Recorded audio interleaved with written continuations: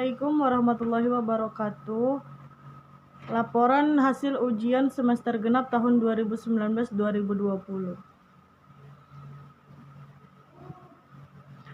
Mata kuliah penyusunan kontrak bisnis syariah.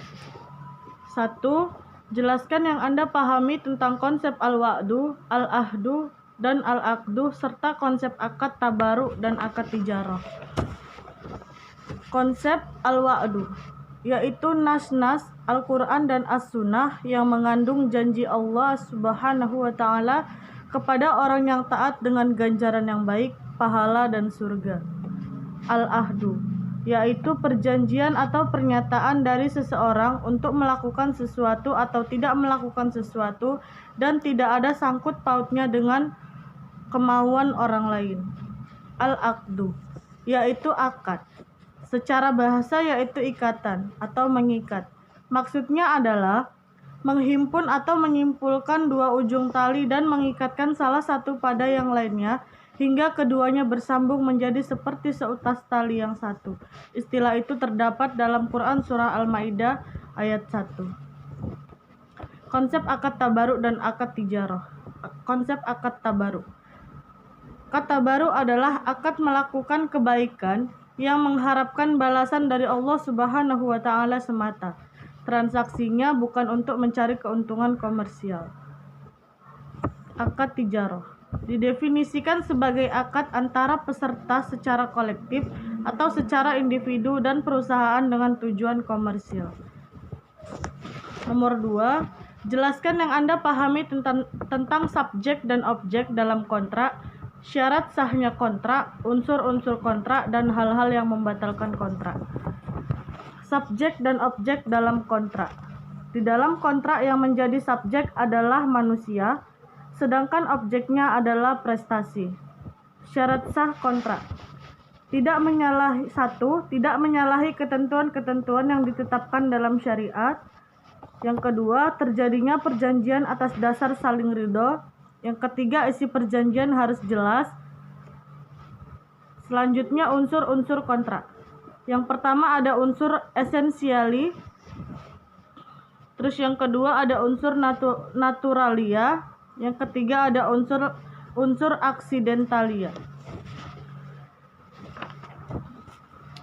Hal-hal yang membatalkan kontrak. Yang pertama adalah jangka waktu berlakunya kontrak berakhir. Yang kedua, pembuat kontrak meninggal dunia. Yang ketiga, pembuat kontrak mengakhiri kontrak. Selanjutnya yang keempat, putusan hakim menyatakan batalnya kontrak. Selanjutnya yang ketiga, jelaskan yang Anda pahami tentang prinsip-prinsip dan faktor-faktor yang harus diperhatikan dalam penyusunan kontrak bisnis. Prinsip-prinsip. Yang pertama ada prinsip kebebasan berkontrak. Yang kedua ada prinsip penawaran dan penerimaan. Yang ketiga ada iktikat baik. Yang keempat ada ganti kerugian. Yang kelima ada keadaan darurat. Keenam alasan pemutusan. Ketujuh penyelesaian sengketa. Selanjutnya faktor-faktor. Yang pertama ada kemampuan hukum para pihak. Yang kedua ada perpajakan. Yang ketiga ada atas hak yang sah. Yang keempat ada masalah keagrarian. Yang kelima ada pilihan hukum. Yang keenam ada penyelesaian sengketa. Selanjutnya yang keempat, jelaskan tahapan-tahapan yang harus dilalui dalam proses penyusunan kontrak bisnis. Tahapan-tahapan yang harus dilalui dalam proses penyusunan kontrak bisnis adalah yang pertama, harus mampu menentukan judul atau heading. Terus yang kedua ada pembukaan atau opening. Terus yang ketiga ada komparisi para pihak. Yang keempat ada klausula atau resital. Dan yang kelima ada isi. Selanjutnya yang kelima, jelaskan yang Anda pahami tentang konsep wan prestasi, ganti rugi, dan keadaan memaksa. Konsep wan prestasi diartikan sebagai tidak terlaksananya prestasi karena kesalahan debitur, baik karena kesengajaan atau kelalaian. Konsep ganti rugi. Konsep ganti kerugian ini diwajibkan apabila debitur melakukan wan prestasi. Selanjutnya keadaan memaksa.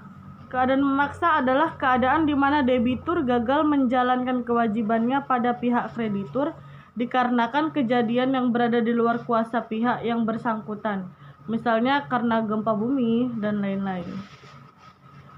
Mungkin hanya itu yang dapat saya sampaikan, lebih dan kurangnya saya mohon maaf.